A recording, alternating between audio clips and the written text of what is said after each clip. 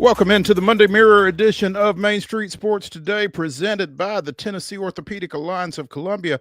I'm Maurice Patton. That is Wade Neely. We're coming to you from our homes on this rainy Monday afternoon. And I guess, well, it's not raining at this moment, but it has been raining most of the morning here in Franklin for sure. And I guess it's a little fitting because 9 years ago today, we lost Prince Rogers Nelson, and I don't think the rain was purple, but you get my point. Anyway, glad to be with y'all here on this Monday afternoon, getting the week started. Wade, what's up? What's happening, Mo? Yeah, all hail the new king in town. Mo is back, ladies and gentlemen. Slide in there. Nice. That was nice. That was He's back. nice. He's ready. We didn't burn the place down. We got pretty close on a couple of days. And then we had you got to get close, Just had a couple cans of Sterno out, just getting a little dash of the heat. But yeah, it was good. Hopefully for you to get away, good for the listeners to get kind of revved up for what was a busy weekend, and now we get to dive right into it here for a couple hours. No doubt, we will be diving into it. Plenty to dive into. In the second hour, we will be joined by Ben McKee of Go VOLS 24/7, talking a little UT activity. I hope nobody's diving off of anything with regards to the defending national championship baseball team. Rough weekend for them. We will talk with him about that. Big news out of men's basketball, though, as well. So maybe they'll kind of offset each other. And the Nico saga continue. You know what, Wade? That was probably the toughest thing about being off last week. Probably the biggest sports story to this point this year. And I'm nowhere close to a microphone. We did the best we could. I have no doubt y'all handled it fantastically. I just really would like to have been involved in that. Well, we'll hold that for when we visit with Ben. We had Ben last week at the initial stage, and then that story just kept giving. We discussed it all 3 days and kind of covered it from virtually every angle. But we do want to get your take with Ben in that second hour because there's been even more developments here in the last couple of days.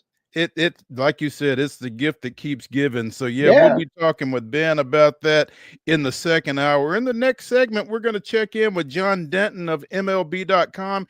He covers the St. Louis Cardinals. The Cardinals head to Truist Park tonight to open a 3-game series against the suddenly surging Atlanta Braves, and they are surging, but not without incident. We're going to get into all of that here in the next segment with JD. Looking forward to that. We'll also be talking a little NBA basketball, both postseason play and draft news. More MLB action as well. Some Titans as we head into Thursday, where the Titans are still on the clock at this moment. They still hold the number 1 pick in the NFL draft, which again commences in Green Bay on Thursday evening. We'll talk a little bit about that and a little bit about what else the Titans have had going on as they run up to that number 1 pick. And lots of results from the weekend. Talk a little sounds, little cats, and whatever else we can get to here over the next bit. Speaking of results, Wade, should we go ahead and get into this weekend's results and today's proposed schedule? I say we do it. Let's do it. Let's get to the rundown. This is the Rundown. Lock and load, boys and girls. The Monday Rundown is here. But before we get going, I want to remind you that each and every single Monday, our Rundown is brought to you by our friends at Zion Christian Academy. ZCA offers a faith-based, Christ-centered education in Murray County. So give them a call today. That number is 931-388-5831, or visit zioneagles.org and schedule an appointment today. That's Zion Christian Academy, prepared for college, equipped for purpose. Friday baseball scores. Goodness gracious. Pitchers duel between Rossview and Beach as the Hawks doubled up the Bucks 22-11. It was Blackman with a 17-7 win over Coffee County. Stewart's Creek defeated Brentwood 9-6. Centennial blanked Overton 7-0. Clarksville blanked Clarksville Academy 10-0. Page with a 15-7 win over Columbia Central. It was Eagleville 12, Community 2.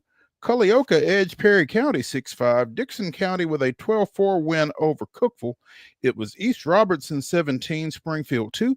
Franklin County with a 5-4 win over Oakland. Liberty Creek and Friendship. This is interesting. So Liberty Creek and Friendship played to a 3-3 draw, apparently. Portland then defeated Friendship Christian 6-5, and Portland defeated Gallatin 6-5. Okay. Lincoln County with a 15-3 win over the Bobcats of Giles County. Green Hill defeated Station Camp 7-3. Hickman County picked up a 9-3 win over Hampshire. Hampshire, I guess this was a doubleheader because Hampshire turned around and won 5-4 over the Bulldogs. East Hickman defeats Houston County 12-3. Siegel with a 15-11 win over Independence. Hold on, lost my place. There we go. And Lewis County edged Columbia Academy 8-7. Other games coming in from Friday, it was Logan County, Kentucky, winning over Kirkwood 4-3. Loretto took care of Lawrence County 9-8. It was 9-6, favoring Ravenwood versus Mount Juliet. Murfreesboro Central Magnet defeats Newton Falls, Ohio 16-10. Ezel Harding with an 11-5 win over Nashville Christian. Murfreesboro Central Magnet defeating Oneida 10-0.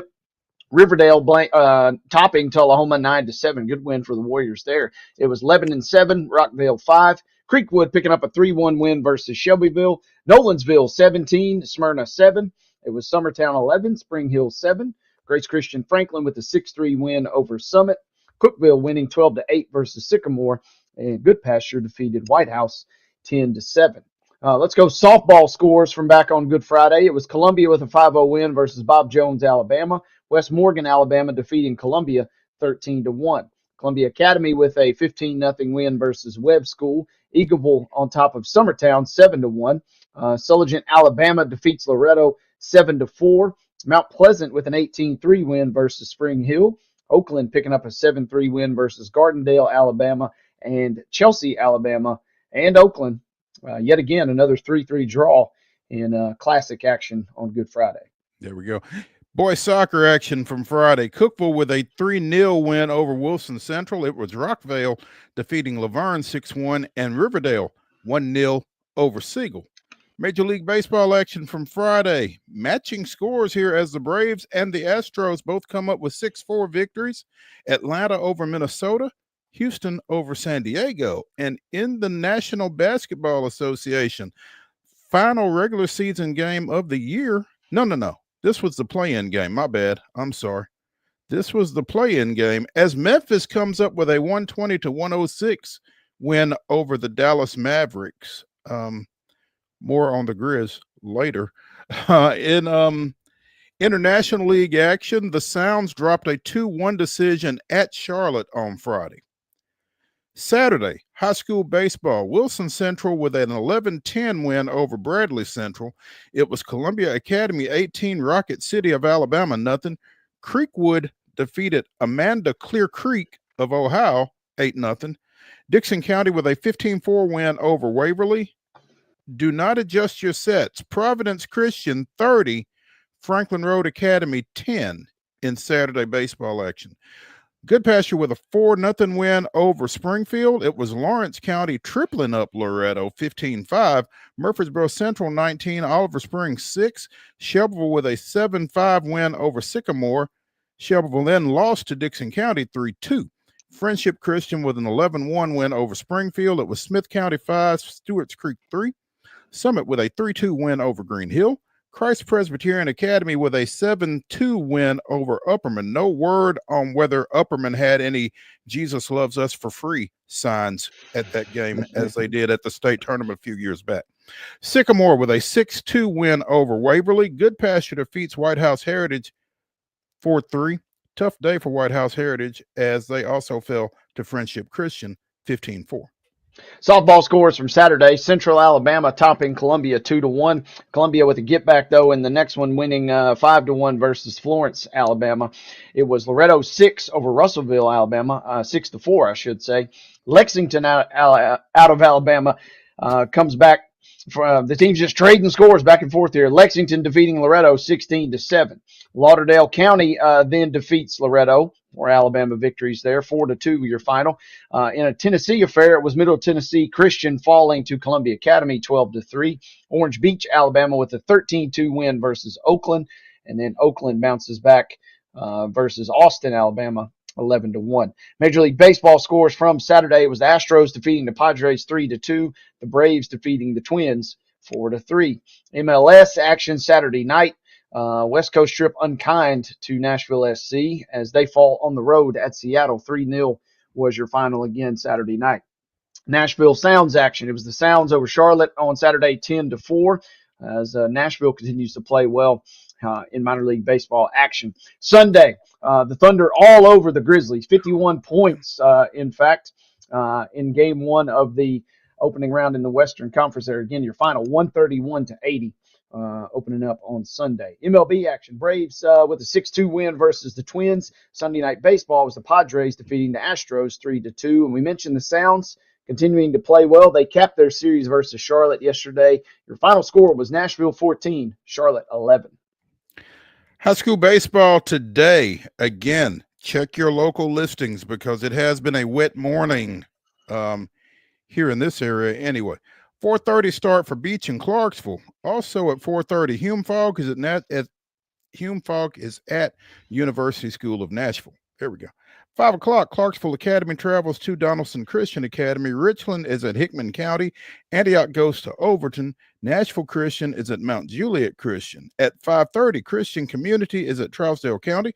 6 o'clock start for the Middle Tennessee Monarchs at Columbia Academy. Also, Santa Fe is at Cornersville. Good Pasture goes to Ezel Harding. Franklin Christian hosts Fayetteville. Lawrence County is at Franklin County. Giles County is hosting Murfreesboro Central. Any broadcast notes for that one? Unlikely. That one is yet to be confirmed as a cancel, but bank on that if I was a betting man. I got you. Culleoka is scheduled to play at Hampshire at 6. Also, White House Heritage is at Pope John Paul II. Franklin Road Academy is at Providence Christian again at 6. Spring Hill goes to Shelbyville. Watertown is hosting York Institute. Middle Tennessee Christian is at Battle Creek. That's a 6:30 start. Also at 6:30, Springfield is at Clarksville Northeast. Coffee County travels to Columbia Central. Franklin hosts Nolensville. Davidson Academy goes to Friendship Christian. Kenwood taking on visiting Dixon County. Rossview is at Kirkwood. Mount Pleasant travels to Loretto. Independence is at Page. Ravenwood hosts Brentwood. Sycamore is at Greenbrier. That is a 7 o'clock start. Sycamore is at Greenbrier at 7. Martin Luther King is at Lawson at 7. Macon County goes to White House at 7. At 7:30, it's Hendersonville at Liberty Creek, and we have no start time for Summit at Centennial. Hot off the presses, Mo, you ask and we deliver. Giles County is going to attempt to go to Murfreesboro today. They'll play on the turf at Siegel. If they can get that game in, the teams will now meet in Pulaski tomorrow. So stand by. We'll see if we get that game in today. We'll see if we get a game in tomorrow, but a lot of rain in southern Middle Tennessee. To the softball schedule we go. Again, check your local listings for all these to see if these games do get played at all or at their designated start time. Clarksville Christian was supposed to travel to Zion Christian at noon today. That was also supposed to be a doubleheader. We'll see if we can get an update on that as the show continues. 4:30 today, John Overton will be at Lawson. Also, Murfreesboro Central Magnet set to travel to Webb School at 5 p.m. Camden County will be at Westmoreland. Mount Pleasant traveling to Frank Hughes. Also at 5 today, Russellville, Kentucky will be at Gallatin. Lawrence County will travel to Hardin County. Creekwood on the road at Harpeth tonight. Independence traveling to Spring Hill. It'll be Eagleville at Summit, capping your 5 p.m. start times. A couple of 5:30 showdowns. Murfreesboro Central Magnet on the road at Battle Creek. BGA will travel to Columbia Academy tonight. Blackman will be at Franklin County. At 6 p.m. this evening, it'll be Culleoka at Cornersville, Ezel Harding at DCA, and Lewis County is scheduled, I should say, to travel to Richland. 6:30 start time for Loretto at Columbia, and at 7 p.m. tonight, we have on the docket Riverdale at Green Hill. If we sound skeptical, it's because we are. Anyway, boys soccer action. 4:30 start for Nashville Christian at Ezel Harding. At 6 o'clock, Loretto is scheduled to travel to East Hickman.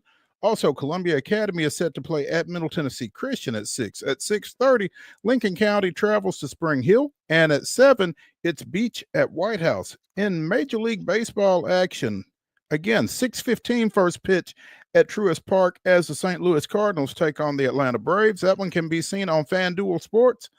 And at 7:10 on the Major League Baseball Network, the MLB Network, it's the Toronto Blue Jays and the host, Houston Astros. Ladies and gentlemen, that is your rundown.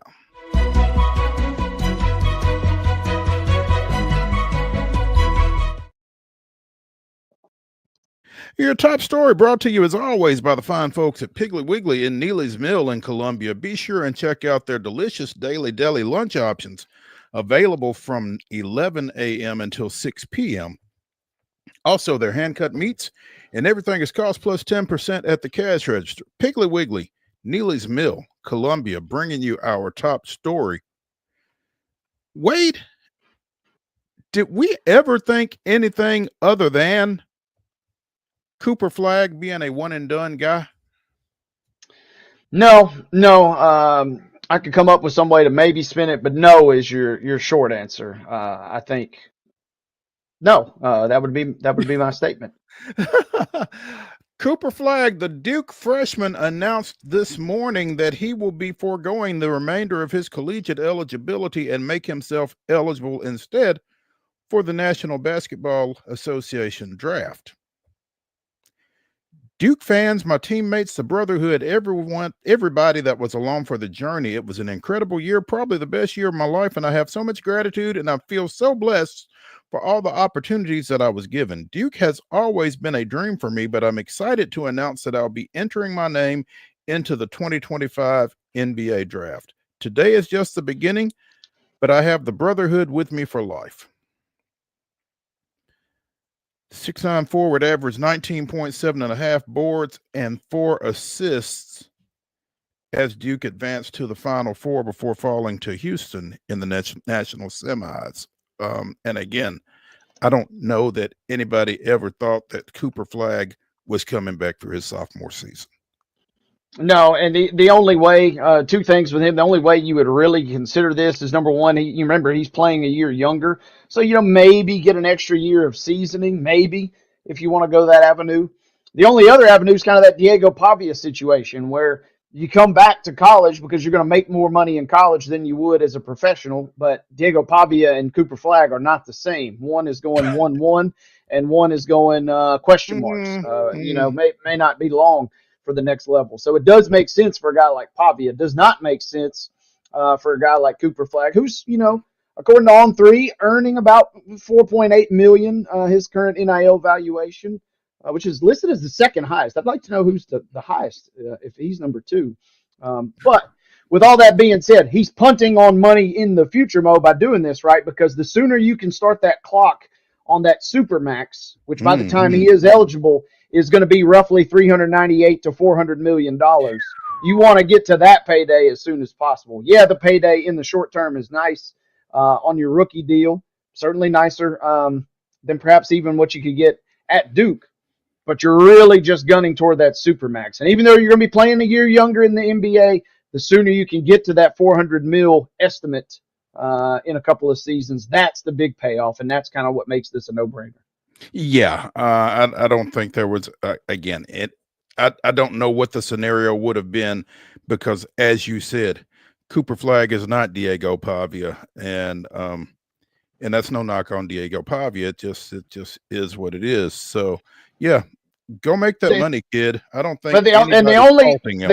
The only other situation is, if you get an Eli Manning deal with the lottery, which is coming up on May the 12th, these guys do have until as late as June 15th this year to withdraw and return to college. So, I mean, if the ping pong balls lined up a certain way and you really didn't like where you're going, maybe you could do some strong arm tactics and maybe, hold out per se and go back to college. I don't know that that's in play here. It feels like he is destined to go 1-1 no matter who picks at the end of the lottery.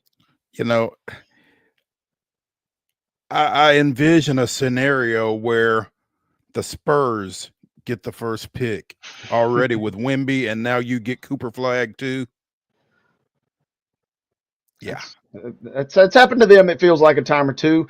Tankathon, I'm running 2 drafts real quick. First simulation we run here actually has Flag going to the Spurs. Despite having one of the lower percentages, I'm going to run one more. Yeah, the second CM on NBA draft on Tankathon has him going to the Jazz. So, I mean, feels like the Wizards, obviously, despite the fact they've got the highest odds or highest percentage chance, doesn't always work out that way. Would be wild if he does get paired with Wemby. It would harken back to some Tim Duncan, David Robinson shenanigans type, but it feels like he is destined to go 1-1, and it feels like he will make an immediate impact no matter what team he goes to. You would think that last shot against Houston notwithstanding. Yeah. Let's take a break here on Main Street Sports Today, presented by the Tennessee Orthopedic Alliance of Columbia.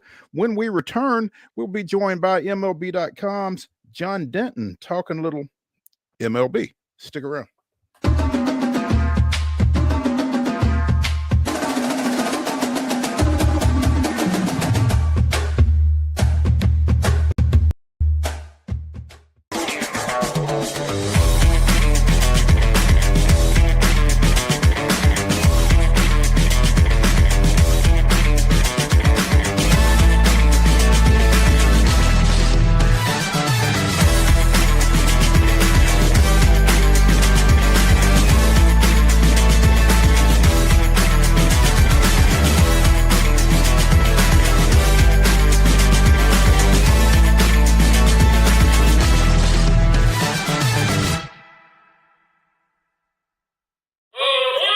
Step into the Lionel retail store at Opry Mills, Nashville, and you'll be captivated by all the magic of the 123-year history of Lionel trains. Whether you're already a train enthusiast or just getting started, Lionel will energize your love for trains. NASCAR fan? Come check out your local Lionel station to learn all there is to know about model trains and die-cast NASCAR collectibles. Visit nashville.lionel.com or call 615-455-9399. Custom Stone Handlers supplies over 600 distributors and suppliers with quality stone products. Along with Riverstone, we produce and distribute over 100 building, landscape, and other bulk products. Our goal is to provide quality products, service, and partnerships to ensure our customers' success. We firmly believe the measure of any person or company is how you treat other people and customers. Give them a call at 931-490-4990 or visit CustomStoneHandlers.com.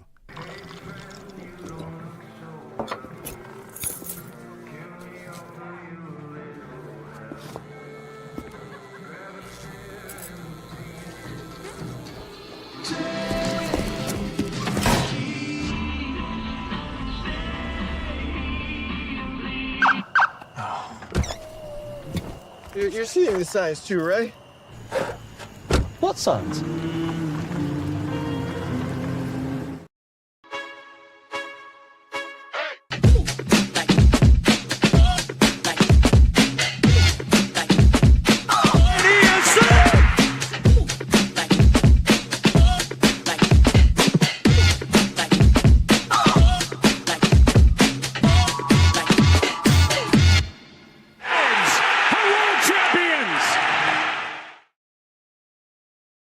April 21st, 1982, Claudell Washington's ninth-inning single drove in Rafael Ramirez and Brett Butler as the host Atlanta Braves walked off Cincinnati 4-3. The win, which included 4 shutout innings from the bullpen tandem of Preston Hanna and Rick Camp, was the Braves' 13th straight to open the season. Washington, Butler, Dale Murphy, and Chris Chambliss each had a pair of hits in the victory. That was this day in Braves history. And as we continue the Braves talk, we are pleased to have with us from MajorLeagueBaseball.com, MLB.com, John Denton, who covers the St. Louis Cardinals. Again, the Cardinals head into Truist Park starting tonight for a 3-game set. JD, what's the weather like down there? First of all, because it's been a little wet up here. Yeah, Mo, it's beautiful today here. It's sunny and dry. The field looks great. Conditions are great, so we should have a ball game tonight with no problem. Good. I'm glad to hear that because the Braves certainly need to play coming off of the weekend that they're coming off of. First sweep of the season. Finally, they took care of Minnesota in 3 games at home, 6-2 yesterday to finish things off. And another nice performance out of Grant Holmes, the unheralded but really kind of the savior of this pitching staff, or a savior, since he came up from AAA midseason last year. 5 2/3 innings, 7 strikeouts, 1 earned run in that 6-2 win yesterday. And the Braves offense kind of starting to wake up. Home runs from Olsen, Baldwin, and Ozuna in that victory. Meanwhile, the Cardinals coming in at 9-13. Things haven't been great so far for St. Louis. Yeah, Mo, it's funny. The Cardinals opened the season by sweeping the Twins, and they've been kind of bad since then. The Braves were bad at the start, and then they swept the Twins. Perfect time for these 2 teams to meet, but it doesn't say much for the Minnesota Twins right now. The Cardinals are like 2 totally different teams. I mean, they're 8-4 at Busch Stadium, and they're 1-9 on the road. One of those unintended consequences when you rebuild, reset, as the Cardinals are calling it, is your team gets killed on the road. Young guys don't tend to perform well on the road, and they've been to Boston. They've been to face a good pitching staff in Pittsburgh. They faced the Mets this past weekend, one of the best pitching staffs in baseball, and they've been beaten. They're, like I said, they're 1-9. But for Cardinal fans, the last time this franchise was 1-9 to start the season on the road, they went to the World Series in 1985, and if not for Don Dinkinger, they probably would have won that World Series. Oof. That's not a name that gets mentioned very often in St. Louis, I don't imagine, and not very joyously when it is. Yeah, he got Sports Illustrated did a great story years and years ago about him getting death threats from Cardinal fans, and he was kind of the laughing stock of baseball. But to tell you what a great person Whitey Herzog is, I think they had the 20-year anniversary of that team came together. Whitey Herzog invited Don Dinkinger to the reunion, and Don came and met all the players and that sort of thing. So, I think a lot of people felt bad that he received death threats and that sort of thing. It was kind of an ugly mark on baseball. So, kudos to the late great Whitey Herzog for bringing Don Dinkinger back in that situation. Absolutely. First off, before we get into this, I want to mention, I don't know if either of you guys saw the collision. I did not see the game, but I saw the collision with Luis Arias in the Padres Astros game last night. San Diego won that game 3-2, but Arias running out what he thought was an infield base hit, and whoever was covering first base came across the bag and they collided. Arias has to be carted off on a stretcher, and you hope he's okay, but man, you don't see those kind of collisions without pads very often. I mean, this was tough. If you've not seen it, I don't know if you want to or not, but one of the best hitters in baseball may be on the shelf for a minute. Yeah, Mo, I couldn't tell if he took a shoulder to the chin or did his head hit the back of his head hit the ground, or maybe a little bit of both. It was a nasty collision, and anybody who's ever played baseball, when the fielder comes across that bag, a lot of times it's going to be ugly. The Cardinals had a situation the other day where Arenado threw a ball high. Wilson Contreras, who's kind of new at first, kind of learning, backed up over the bag and reached for the ball, and he's lucky that Trey Turner avoided him and went to the inside of the bag. But anybody, like I said, anybody who's ever played baseball, when that fielder comes across the bag, man, those are some nasty collisions sometimes. Listed as stable condition for what that's worth, and the Padres, calling it a quote best case scenario because it was pretty ugly as far as those type of collisions go. So hopefully he's on the mend. No doubt, yeah, and you mentioned high throws and throws off the mark, John. I specifically remember Cliff Floyd with a throw that kind of took him up the line, and he wound up really badly injuring his elbow. It was he's right-handed, and so he came off the bag and was trying to make the catch, and the ball and the base runner got there at the same time, and it looked like a hyperextension, but I think it was a dislocation. And it can first base isn't as easy as it looks sometimes. Yeah. A lot of people discount first base, but I mean, a lot of times when you see those swinging bunts or a bunt, the throw from the catcher, your instinct is to reach that way, and you're going to hit the runner. That's going to be a wrist injury or a broken forearm. Albert Pujols had that injury happen to him with the Cardinals one time, and that can really mess up a season, mess up a guy's arm or wrist. Yeah, no doubt. Houston has Toronto coming to town tonight. The Blue Jays 12-10 overall. Houston trying to get to 500 at 10-11. Kevin Gossman going for the Blue Jays, Hunter Brown for the Astros, and a pair of 2-1 pitchers and some pretty ERAs. Gossman 2.49, Brown 1.50. Wade, any thoughts about this one as your Astros get home?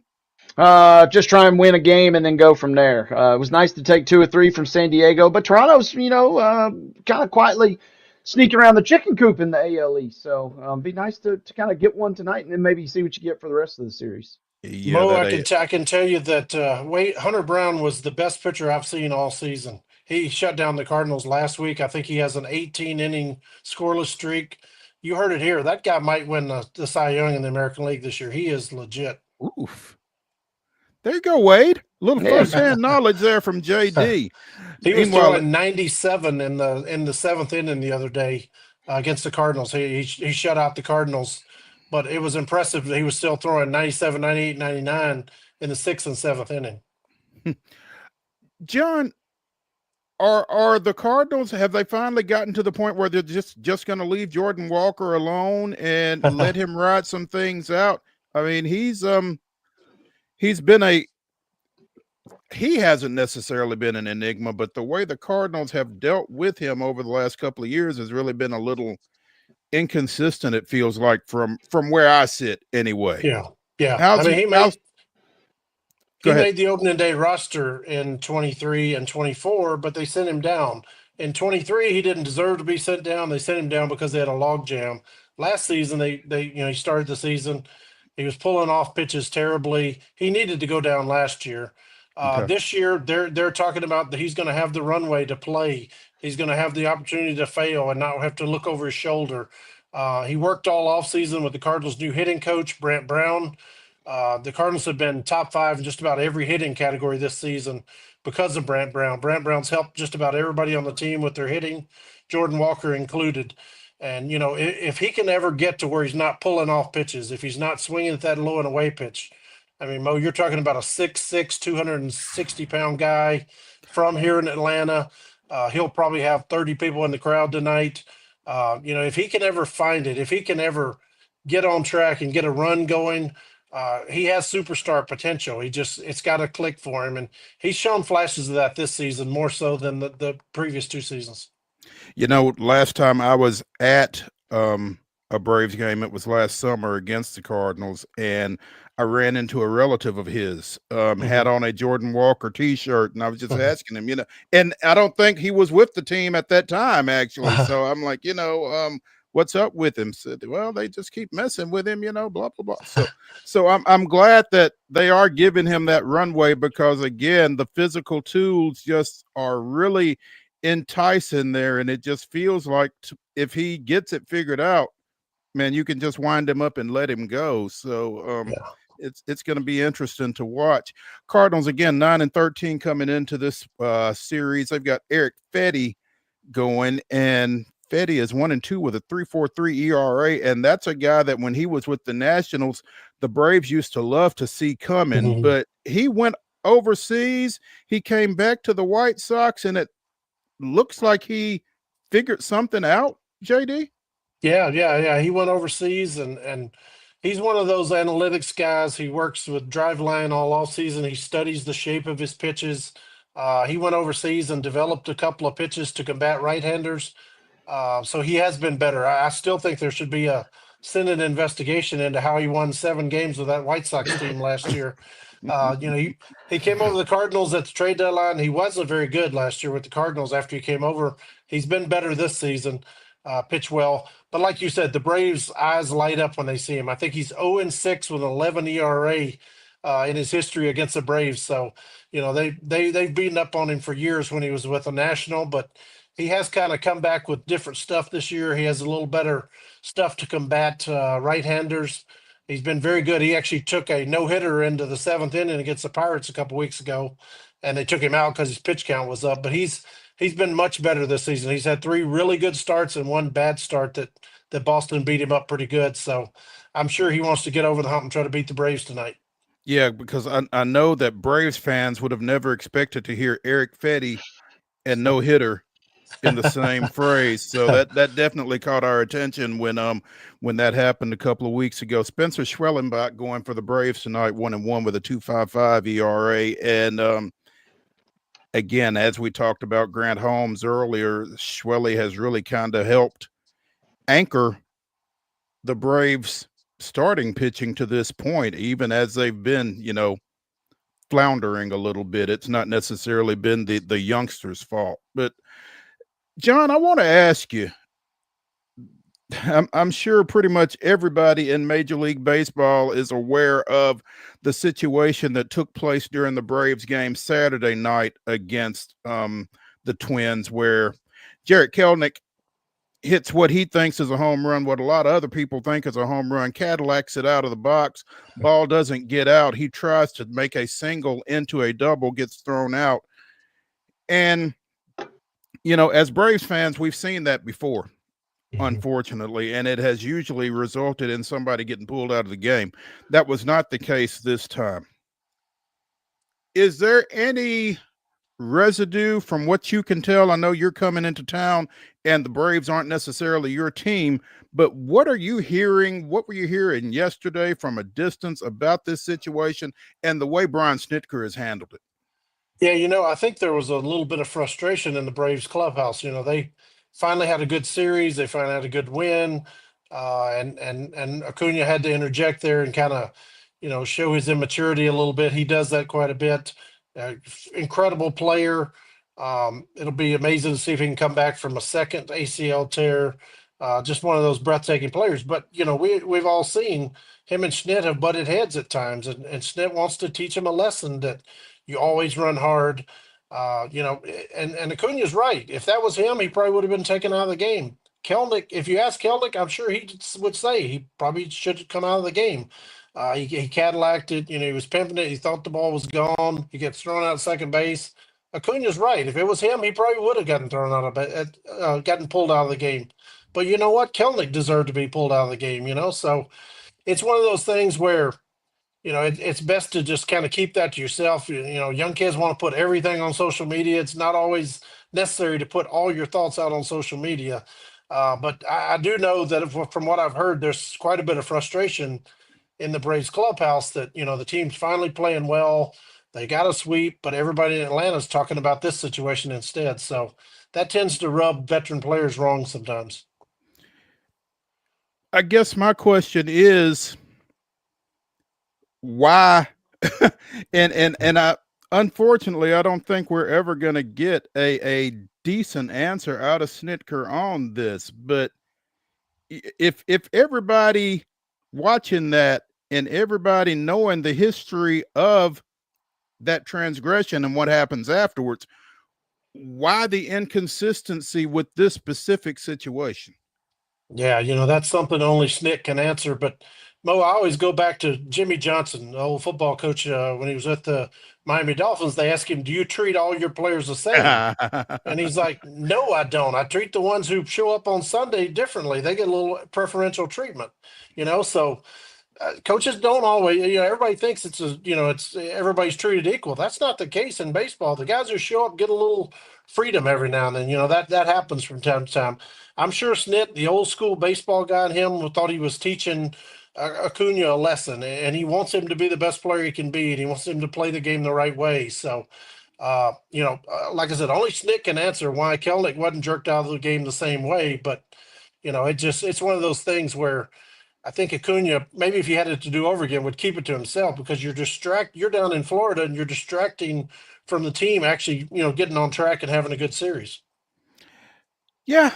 I mean, it's a distraction that they probably did not need. And maybe the smarter thing would have been for him not to have put that out there on social media. But I think the smarter thing would have also been for Snitker to have maintained some consistency in that situation. No doubt. And I don't know, to your point about the frustration, winning cures everything.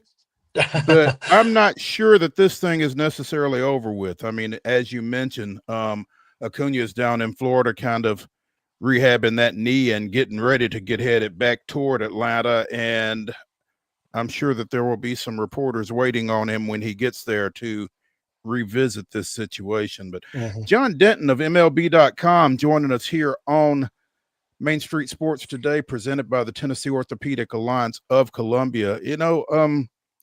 John, you mentioned the Cardinals 9-13 struggling on the road in particular.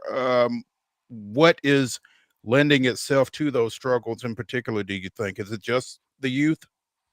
Well, I mean, they've hit 70 points different at home and away. When they're at home, they're the best hitting team in baseball. They were leading the league in average. They took 2 out of 3 against the Phillies. They took 2 out of 3 against the Astros.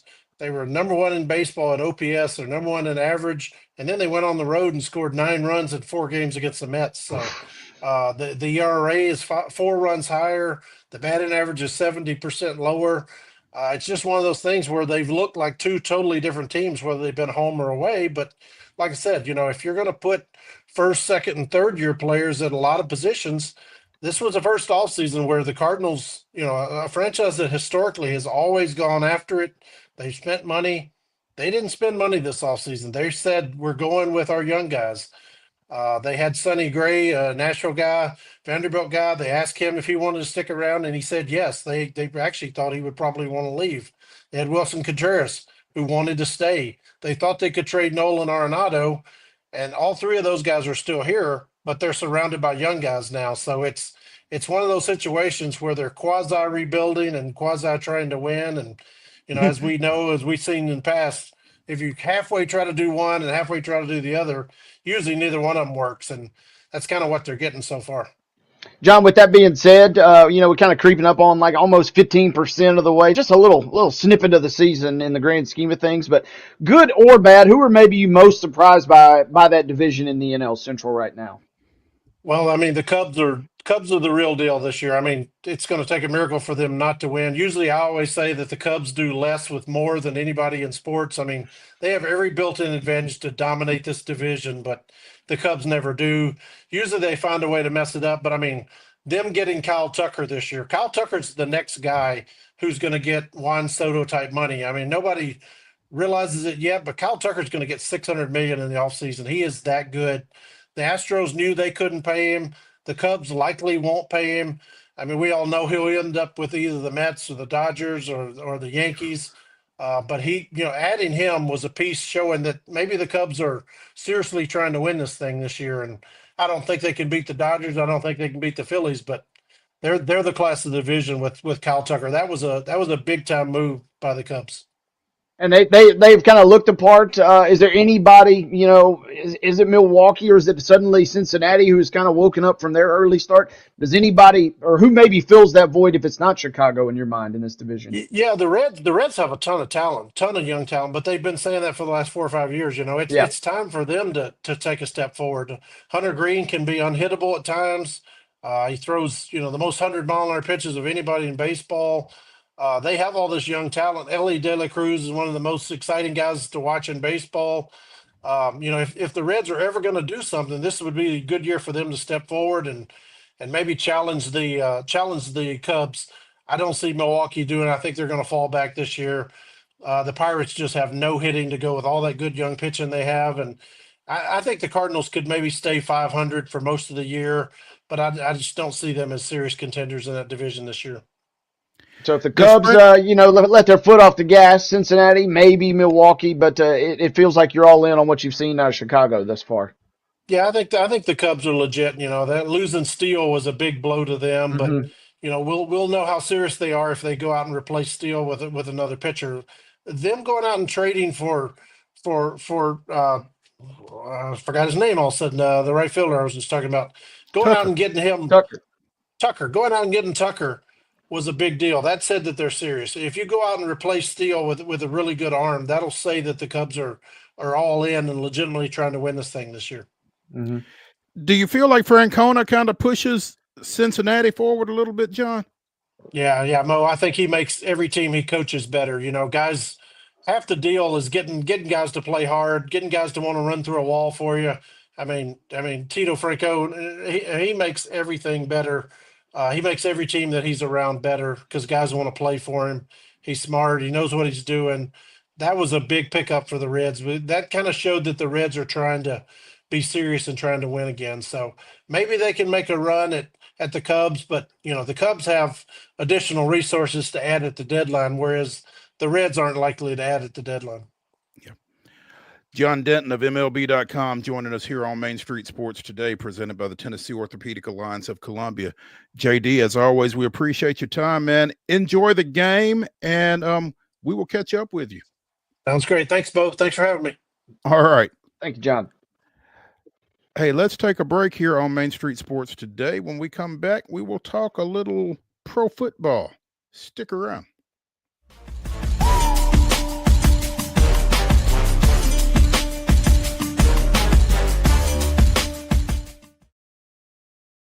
At Delta Dental of Tennessee, we know our success begins and ends with providing superior quality service, and that includes serving those who need it most.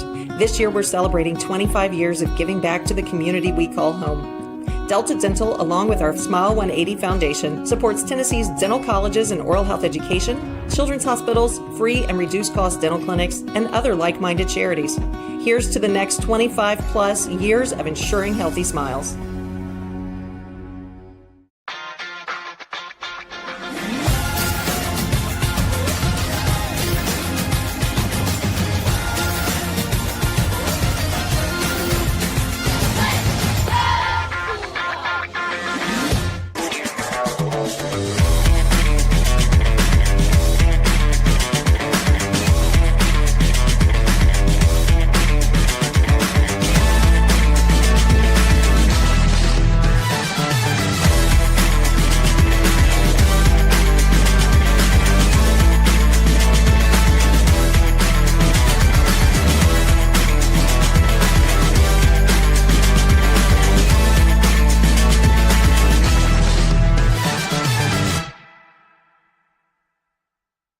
A game without a crowd is just a scrimmage. A performance without an audience is just a rehearsal. Without your presence, high school sports and the performing arts aren't possible. Ensure that these essential extracurricular activities continue to enrich the lives of students in Tennessee. Purchase a ticket to your local high school's game or performance. This message presented by the TSSAA.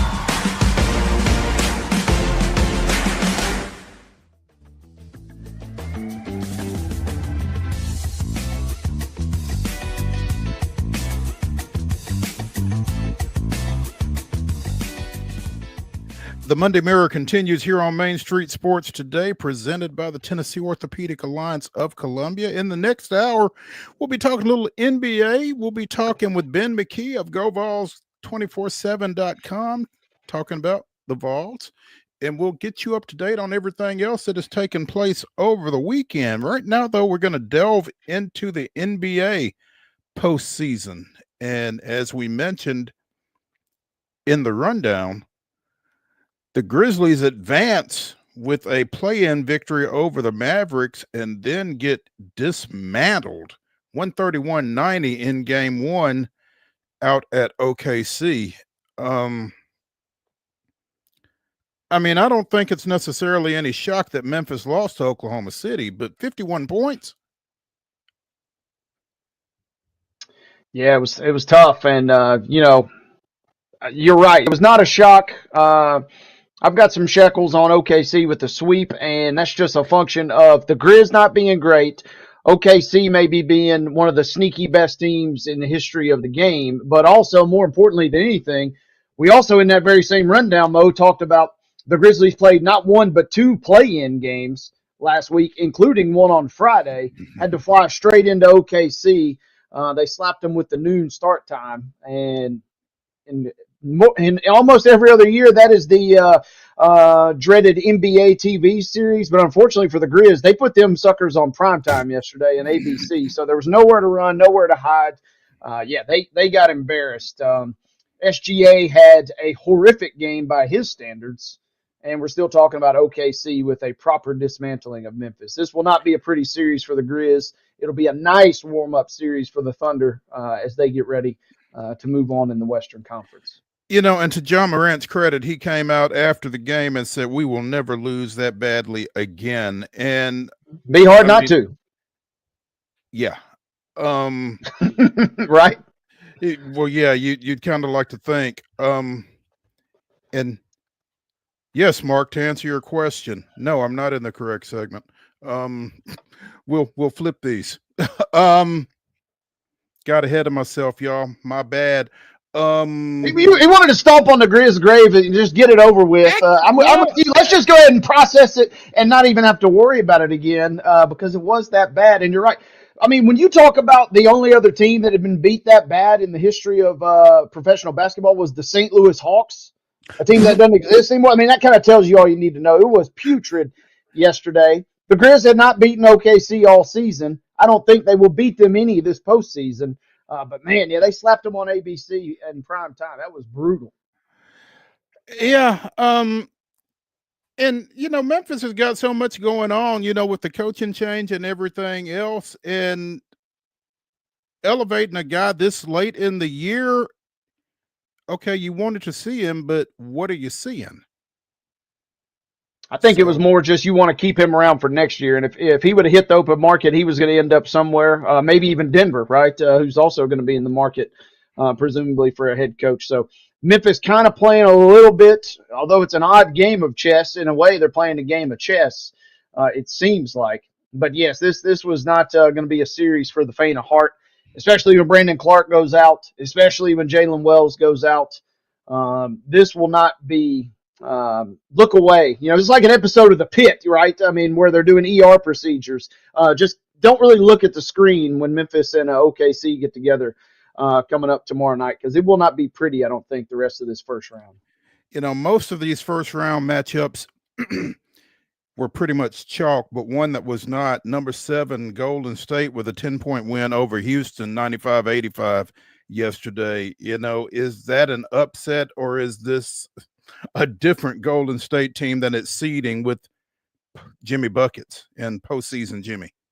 That's a great question, right? I mean, technically it is an upset, yes, but I think it was Windhorst that said it best. In the Western Conference, when they show those little numbers beside the teams, you just got to try and get that out of your mind because everybody other than OKC in this first round series can beat anybody. And we saw the Rockets who, had earned that 2 seed, don't get me wrong, but everybody, the margins are razor thin from 2 through 8 in the West. So if you can, just try and put those numbers off to the side. If you can approach it like that, you got a fair shot because I don't know what's going to happen. The Nuggets survive in overtime on Saturday. That was kind of crazy, right?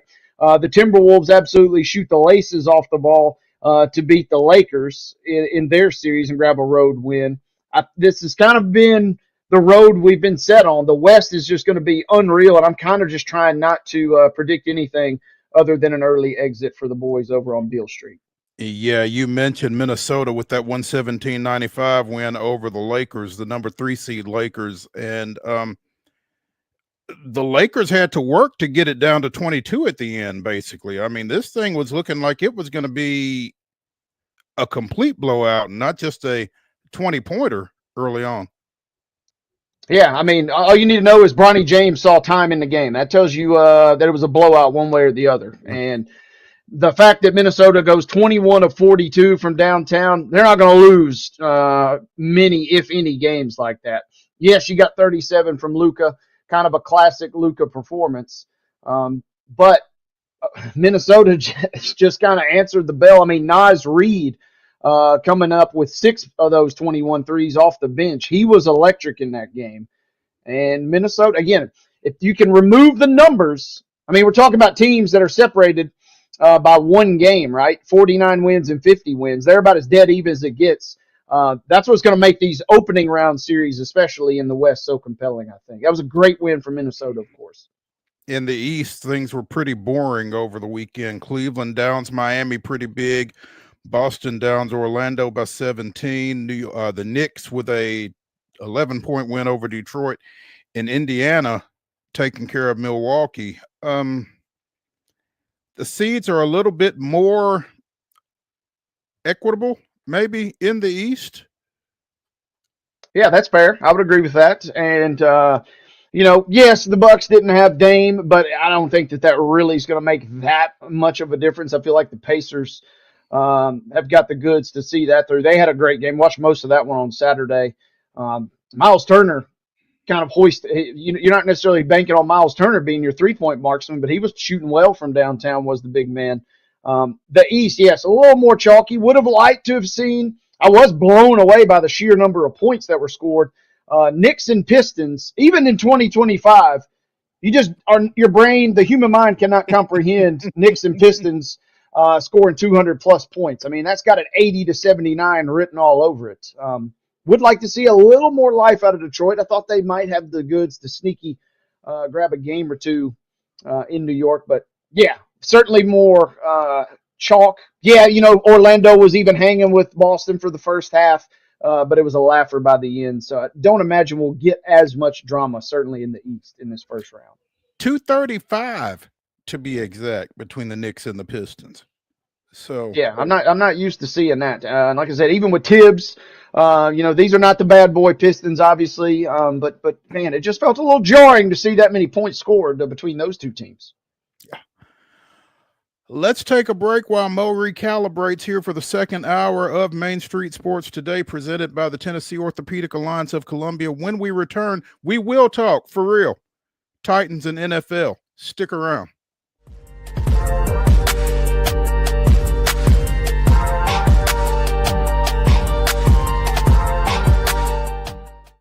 Hi, I'm Dr. Vilay Saisuka, CEO and founder of Premier Foot and Ankle Centers of Tennessee here in Murfreesboro. We offer foot and ankle care from ingrown toenails to diabetic foot wounds. We also fix ankle fractures and things like that. Call us today to schedule an appointment. We look forward to seeing you. Because here at Premier Foot and Ankle, we believe that the journey begins with happy feet.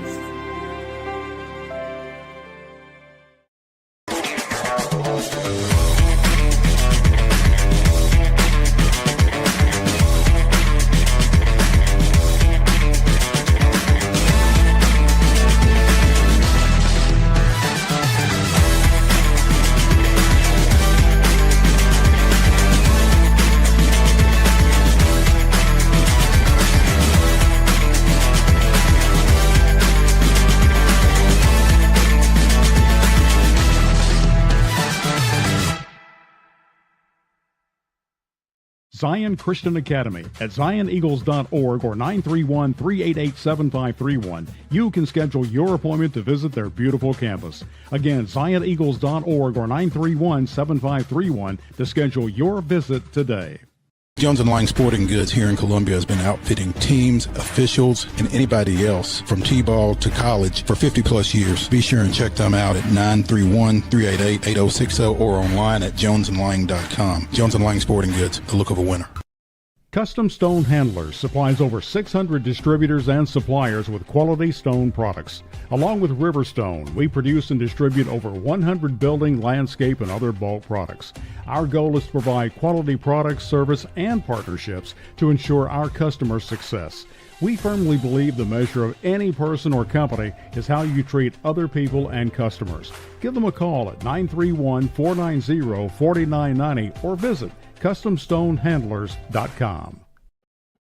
Piggly Wiggly, located in Neely's Mill Shopping Center, is Columbia's locally owned and operated Cost Plus 10 grocery store dedicated to serving the community with low prices and smiling faces.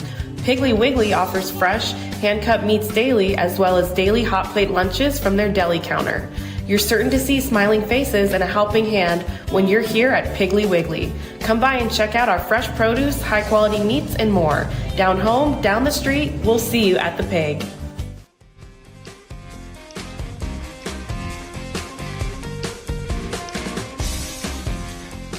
Hour number 2 of the Monday Mirror edition of Main Street Sports Today, presented by the Tennessee Orthopedic Alliance of Columbia. Get started right now. I'm Maurice Patton. That's Wade Neely. And again, the NFL draft begins Thursday in Green Bay. The Tennessee Titans are on the clock. And if it's not Cam Ward, then the Titans have done one hell of a smokescreen job. And certainly possible. But man, at what point would it serve for it to be anybody other than Cam after everything they've done to this point? I mean, to me, the only way that this does not end up with the Titans selecting the Miami quarterback is if somebody shows up at the 11th hour with one offer that for some reason has not materialized. If somebody gets antsy on draft night, and maybe they get a wrong report. Maybe somebody really covets Sanders or Jackson Dart, and then all of a sudden they hear of another team going to jump ahead of them to grab whoever that may be. I mean, outside of a wild scenario, yes, it feels like Killer Cam is destined to end up in two-tone blue next year. And, you know, I think he's kind of grown on a lot of folks because, you know, as you take the pulse of people who certainly know more than I do, regarding the NFL and the Titans, folks who weren't necessarily as in on the Titans and Cam Ward seem to kind of be coming to that conclusion. And I don't know if it's because they just feel like that's the move that the Titans are going to make and they want to be on board with it, or if they really feel like, you know, the more they digest, the better a fit it is. I'm not sure, but you know, I'm still not sure I wouldn't want him to take Abdul Carter, to be honest. Just and you know, it's a different front office. It's probably two front offices different, but I'm just not sold on the Tennessee Titans necessarily being able to develop a top shelf quarterback, given their history. I mean, that's a fair. Yeah, I mean that is fair, and you know it's fair to also ask: would this guy go number 1 overall or be QB number 1 overall in a different draft? And you know, I think a lot of folks would say probably or if not. it was a different team at number 1. Correct. And so all that kind of being said, you know, there's a lot of question marks, perhaps. But the one thing, I mean, is you at least want to rally and give the guy a shot. We've as recently as last year, seeing what happens, you know, when a team is not necessarily all in on a guy, or at least they, you know, don't have that support. It can go a long way. So, I mean, you might as well at least give them a shot. But yes, we talked about it a little bit on the show last week. When Cam Ward gets on Fortnite and streaming and he says that Treylon Burks is a top 4 receiver in the NFL, yeah, my man is destined for Nashville. He even threw in a tighten up at the end of his stream. So, welcome to Nashville, Cam, barring the most unlikely trade scenario that develops on draft night. Well, hopefully when he gets here, he won't necessarily have to worry about his right side because late last week, right tackle Nicholas Petit-Frere was released. The Titans' 3rd-round pick in 2022. 10 starts last fall, 10 sacks allowed. I don't think that's good. No, and I mean, we've talked about the Titans and their offensive line woes, and from the moment you get Dan Moore, and from the moment that Latham now slides over, it felt like Petit-Frere was not long, certainly for a starting role, but now we know obviously not long for the roster in general. They've still got Jalen Duncan, John Ojukwu, and Isaiah Prince at the tackles behind, as you said, Moore and Latham, and they recently signed swing tackle Blake Hance. So I guess they feel like they are in pretty good shape there. But even in a vacuum, again, 10 sacks in 10 games doesn't necessarily put you in a coveted position on the roster. So Petit-Frere struggled pretty much throughout his career here. So, and oh, by the way, the move picks up $3.65 million in cap space. So that's not nothing, I'm sure, if you're the Titans. So Nicholas Petit-Frere is available to 31 other NFL teams. If you'd imagine he would end up somewhere in a backup role, he kind of has enough tape out there that, hey, this guy's not if he should not be your starting guy unless something kind of goes awry. But it feels like, somebody. The only thing is, right, we talked about Callahan and bringing in big coach to coach him up. If you don't have a role and you can't get it done kind of with that guy as your position coach, who really may take a shot on you. I'll be curious to see if and where he ends up. It does make you wonder. I mean, he kind of feels like kind of the Pied Piper of offensive line play. And if he can't get you right, then, maybe you can't get right. I don't know. We'll see. That's not the only release that the Titans announced last week. And it's interesting. They released a couple of other guys with non-football injuries. Defensive end Khalid Duke and defensive back / special teams ace Justin Hardy. And if you watched the show about 3 weeks ago, we discussed that the Titans had re-signed Justin Hardy for his special teams prowess. So interesting.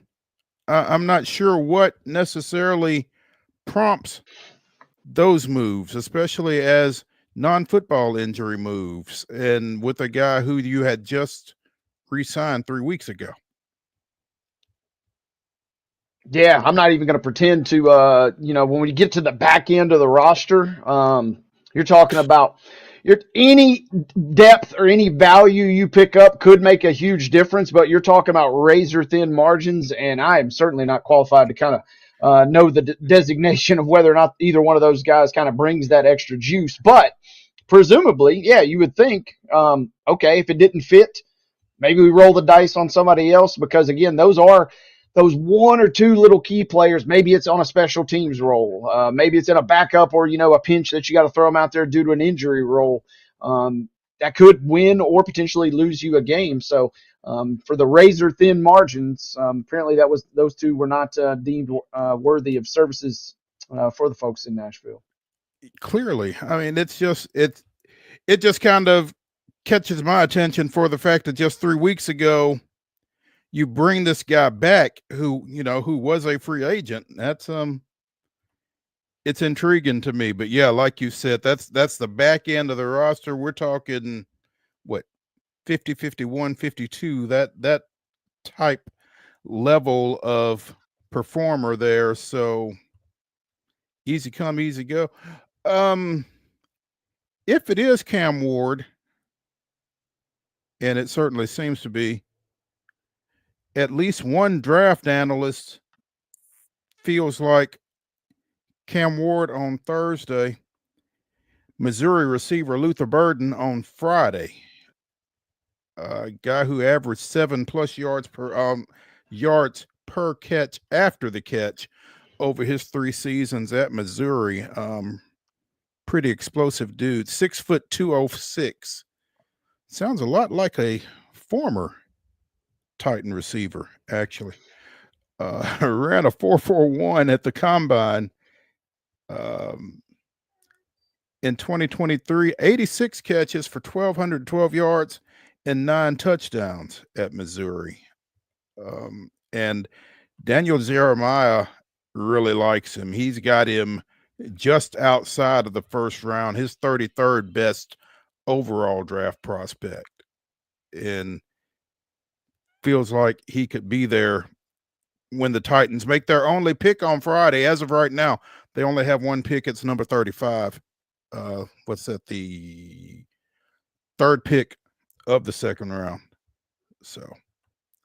Yeah, in a sense, right? Especially depending on how the end of the first round goes. That's a position where you can maybe get first round talent or fringe first round talent, but on a round 2 contract. So if you're sneaky with that, or if you can acquire, like you just mentioned a moment ago, if you can acquire an extra 2nd round pick somehow, some way, maybe a chance to add.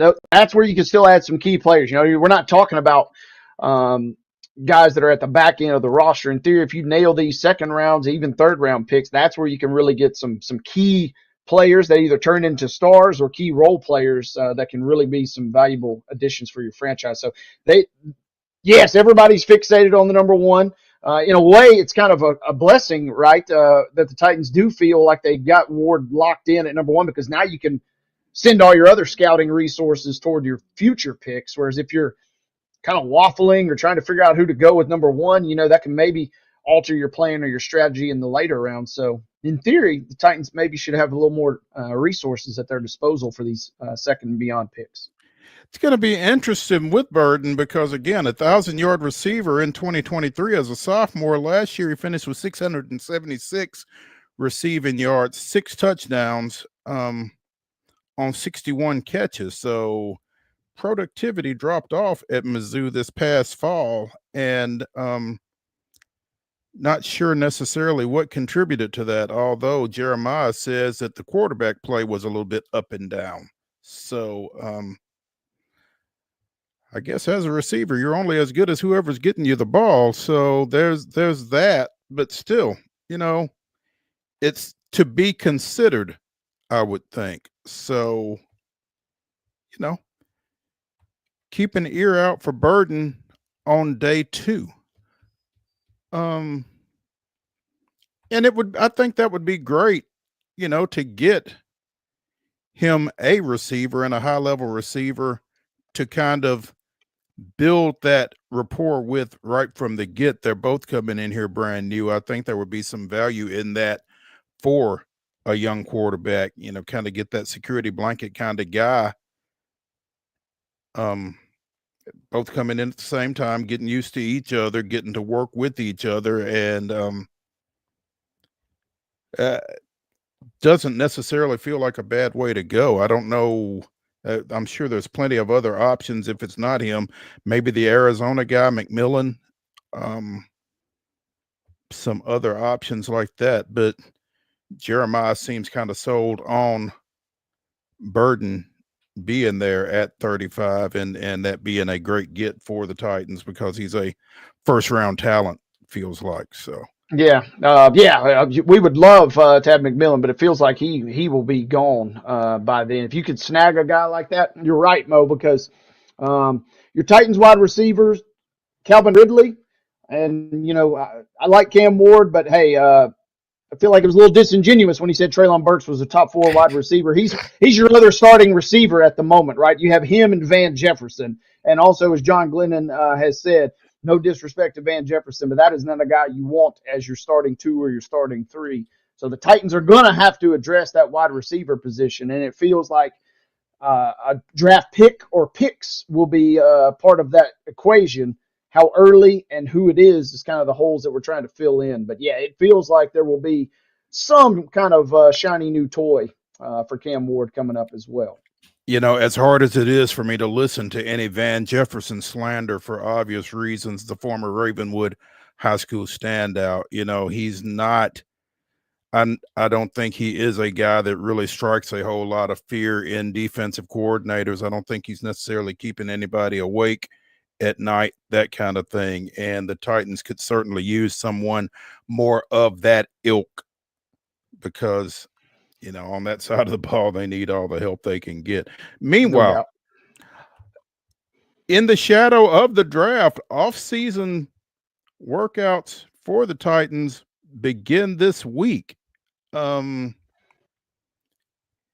entire off-season program is voluntary, with the exception of the mini camp. Voluntary.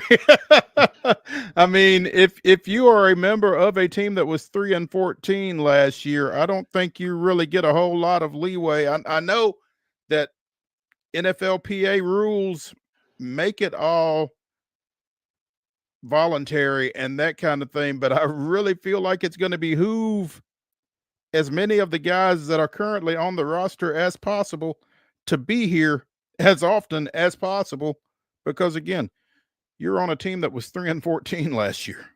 Yeah, throw out the air quotes, right? Because voluntary in official designation only for it.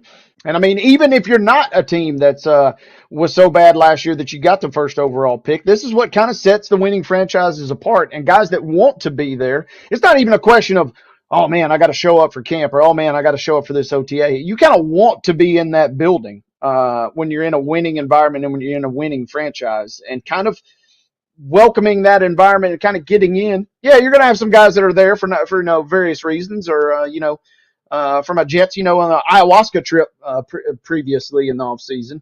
But whatever the reason is, if the guys want to be there, that kind of solves half the battle. And the fact that guys need this period is important, yes, but also the want to be there is crucial in my mind as well. That's a heck of a point. And yeah, that's where the culture, that's where the tone is set, that kind of thing. So yeah.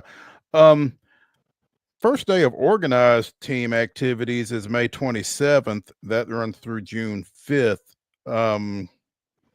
3-day mini camp set for June 10th through 12th, according to Jim Wyatt on Titans Online. There's a rookie mini camp after the draft early next month. Brian Callahan, second-year coach now, says he learned a lot, and I will change a handful of things. I'm really excited about some of the things we're going to do, how we're going to do it. A lot more clarity and coaching what matters, things that contribute to winning football games, and I'm excited about it. I really can't wait to get going. That's an interesting comment, because if you're saying that you're more focused on things that contribute to winning football games, does that mean that that wasn't necessarily the case before, that you were doing some stuff that was kind of extraneous to that goal initially? Or, how, or am I just looking at that badly? No, I mean, it makes you wonder, right? I think you're onto something. Yeah. So, interesting. Speaking of former Tennessee Titans receivers, apparently A.J. Brown's car was stolen last night in the Philadelphia area, and it's already been recovered, and whoever the guy was that stole it is in custody. The car was found in nearby Camden, New Jersey. Before the car was recovered, I guess, AJ posted on social media, "Just bring the whip back, bro, and I won't press charges. But if I find you, it's going to be what it's going to be." So again, in the aftermath of that Instagram post, apparently the car and the perp were both located. No word on whether or not charges actually have been brought, or whether AJ was just happy to have his whip back. So I don't know, man. If you steal my car, there's got to be consequences and repercussions, I do believe. I'm with you. You pull up and you steal my car. I love it too. He said, you thought you were smooth pulling up at 3:42 in the morning, and you fast on your feet, but I'm going to show you how fast I can be. I don't know if the social media, I'm going to stop short of threat, but just putting the word out.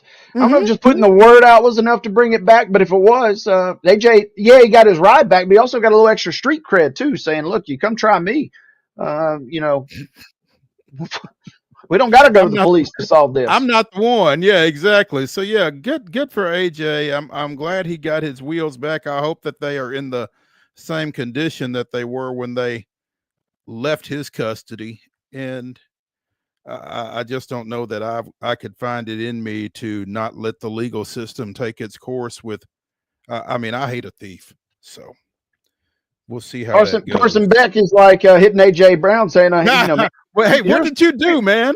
yeah. Give me some tips, man. I need to figure out how to do that. That was a little too smooth the way you did it there. Let's take a break here on Main Street Sports Today, presented by the Tennessee Orthopedic Alliance of Columbia. When we return to the Monday Mirror, we'll be joined by Ben McKee of Go Vols 24/7. Stick around.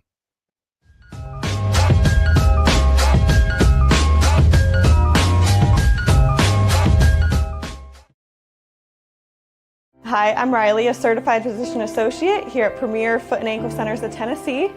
We have a couple locations, Murfreesboro, McMinnville, as well as Franklin. We treat people of all ages. We're excited to get you back on your feet and hope we can help you today. Call us today to schedule an appointment. We look forward to seeing you. Because here at Premier Foot and Ankle, we believe that the journey begins with happy feet.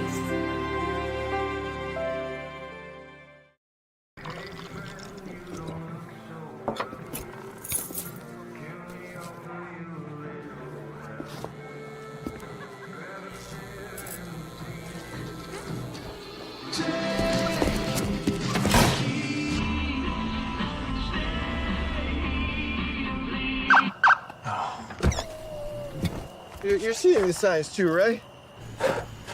What signs? Jones & Lang Sporting Goods here in Columbia has been outfitting teams, officials, and anybody else from T-ball to college for 50-plus years. Be sure and check them out at 931-388-8060 or online at jonesandlang.com. Jones & Lang Sporting Goods, the look of a winner. Zion Christian Academy, zioneagles.org or 931-388-5731. You can schedule your appointment. Go tour their campus. It is beautiful over there, and you're definitely going to want to see it. Again, it's zioneagles.org. Give them a call, 931-388-5731, and schedule your tour today. Piggly Wiggly, located in Neely's Mill Shopping Center, is Columbia's locally owned and operated Cost Plus 10 grocery store dedicated to serving the community with low prices and smiling faces. Piggly Wiggly offers fresh, hand-cut meats daily, as well as daily hot plate lunches from their deli counter. You're certain to see smiling faces and a helping hand when you're here at Piggly Wiggly. Come by and check out our fresh produce, high-quality meats, and more. Down home, down the street, we'll see you at the Pig.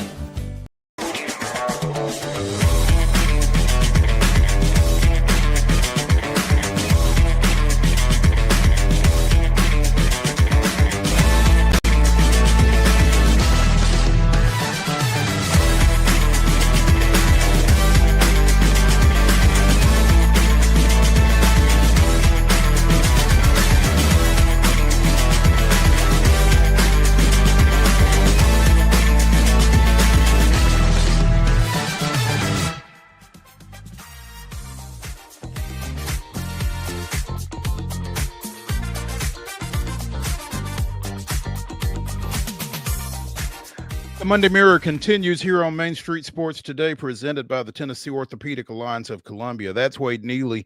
I'm Maurice Patton, and we now have with us from VOLS 24/7, Ben McKee.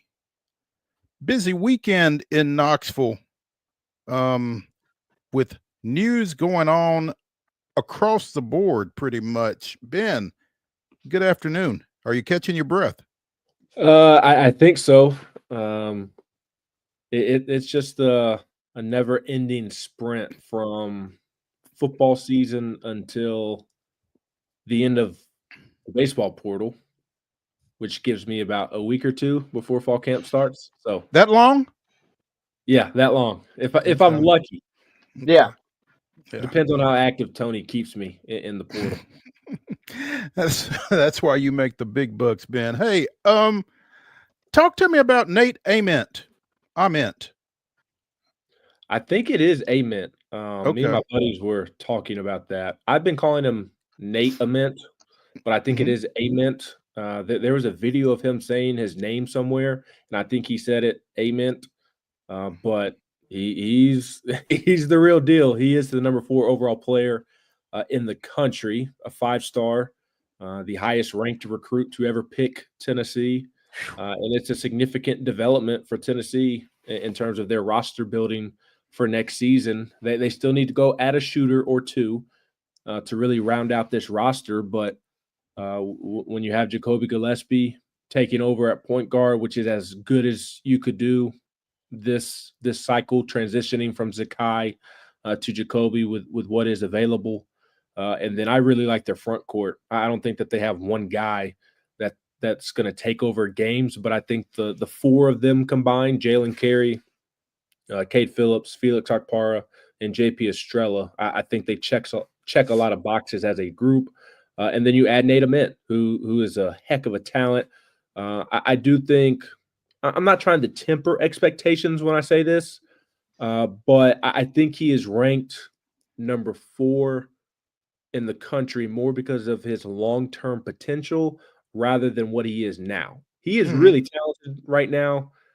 He's awesome. Don't get me wrong. He's going to be great. But I think that ranking has more to do about his long-term potential and what he is at the next level. He's not walking in as Cooper Flagg or Zion Williamson, some of these other big-time top 5 players in the country we've seen in recent years. And this is going to sound bad, and I don't mean to say it like this, but he's more Julian Phillips in terms of long-term potential than like a Jabari Smith who was at Auburn, who had a slender frame and had a similar style, and he transitioned really, really well as a freshman, or Brandon Miller. He's more Keon Johnson and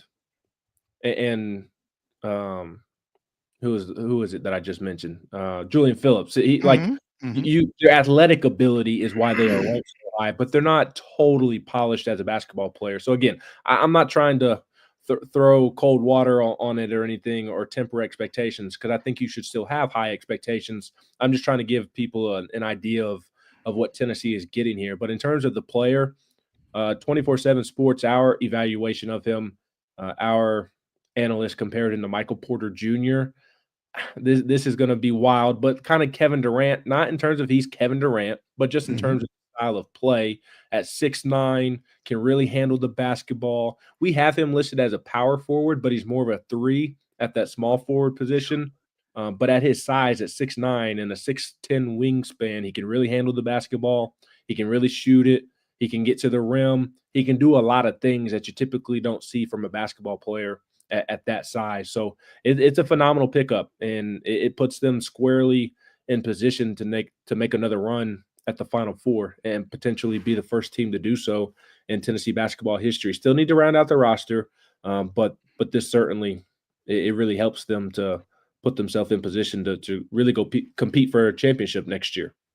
I think it should be an indicator, Ben, that Duke, Kentucky, Arkansas, and Louisville were among his other options.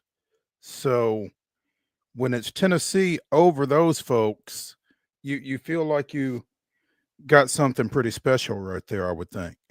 Yeah, I almost said that when I was long-winded with my first answer. Anytime you beat Duke, you're doing something right. And I would say even with the other schools right now, Kentucky and Mark Pope, what they're doing, and it's Kentucky basketball, whether Mark Pope's the coach or not, it's Kentucky basketball.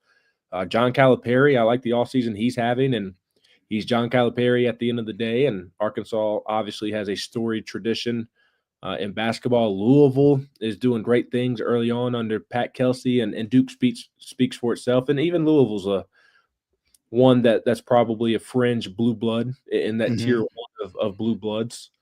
So anytime you're beating out those schools, you're doing something right, both from a recruiting standpoint and both in terms of overall ability that you are receiving. And financially, obviously that played a role in the decision. I do think that Tennessee's offer was higher than Duke's, which helps. But it was right there with Louisville and Arkansas. So even if you maybe help get it over the hump financially, you still, in terms of beating Duke, you still beat other schools because he and Rick Barnes have a phenomenal relationship. They really, really like one another. That's been the case back early in the fall when he was here for an official visit during the third Saturday in October, Tennessee-Alabama football weekend. They've always hit it off. Anybody who's followed my work knows that I've long said that I don't think Tennessee's a front runner, but he and Rick do have a phenomenal relationship, and I think it's the best relationship that he has in terms of the schools that were recruiting him. So Tennessee stepped up financially, which you got to do nowadays. That's how you get these types of players. We're just saying the quiet part out loud, unlike how we used to operate. So, yeah, they swung for the fences and they finally connected on a home run, and it should feel good for Tennessee because they finished number 2 for a lot of 5 stars this cycle. Chris Senack Jr., who's going to Houston. Darius Adams, who committed to UConn, recently backed out of his NLI with UConn. And then Braden Burries, who's going to Arizona, another 5-star guard from the West Coast. That they finished second for all those guys, and it was looking like for a minute that they were going to finish second for a minute, but that they were able to step up and answer the bell financially, and I think he felt very comfortable with how he would be developed in Tennessee, and he has a great relationship with Rick Barnes. And Ben, as you kind of put real quick, as you put all that into perspective, and I appreciate the you called it cold water a little bit, but I appreciate the honesty there. But it is worth pointing out. The internet rankings weren't around for Bernard King, Allen Houston, and Dale Ellis, but they do exist today. And as it sits, your colleague at 24/7 has pointed out, he is the highest rated commit in the history of Tennessee basketball in those recruiting rankings. So, I mean, it's kind of hard not to get excited when you hear this news, is it not?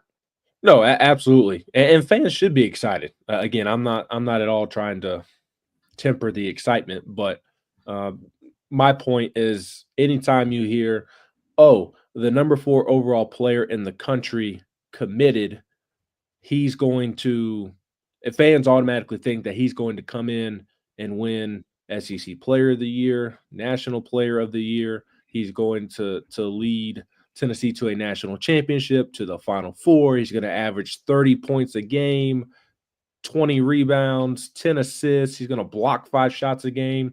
He's going to be the best player in college basketball, and expectations should be very high. When you go out and you commit the resources to a guy like Nate Ament and you land the big fish, the expectations should be to get to a Final Four.